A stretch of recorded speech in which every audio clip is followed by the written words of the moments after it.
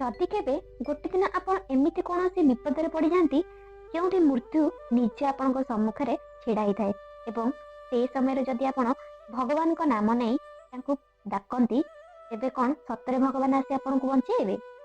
कौन सतरे एमिति चमत्कार हबो? गोटे कथा शुणु। हाँ, प्राचीन काल में द्राविड़ देश में इंद्रद्युम्न नामक जड़े राजा थिले।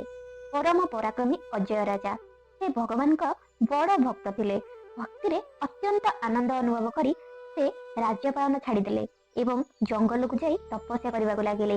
राजा को निज भक्ति उपरे गर्व हो गला। गोटे दिन ऋषि अगस्त्य राजा आश्रम को आसिले।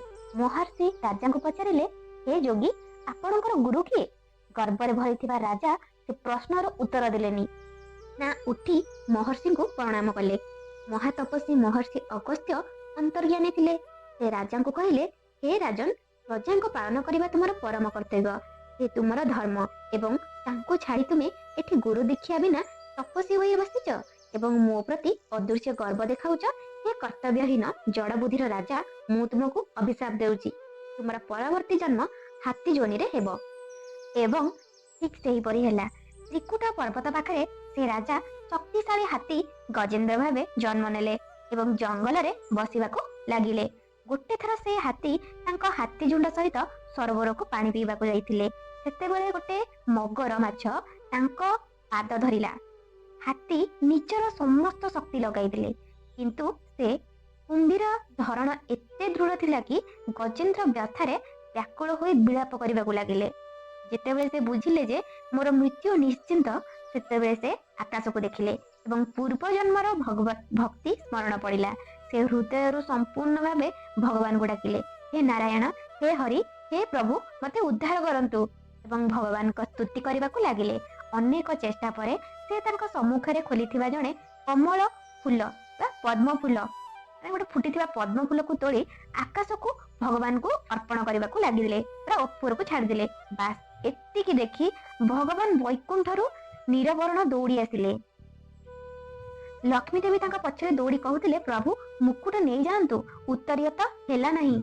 अरुण देव आगरू नमन करी प्रार्थना करथिले, प्रभु मो ऊपर को आरोहण करंतु, मु आपन को नेउची। किंतु भगवान को काहारी कथा सुना जाउ नथिला। भक्तंक डाक सेमानक पई आदेश। कुंडलीनाथ श्री हरि आसिले।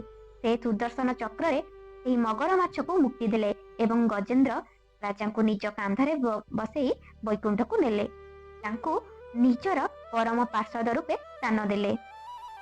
एठी श्री तुकाराम महाराज कहती, गोटे अणुजतक भरोसा जदि तुम्हें भगवान को ऊपर रख तेबे सेमाने निश्चय आसीबे। किंतु प्रश्न होची, आपण कोन से अणुजतक भरोसा भगवान को ऊपर रखि परिबे?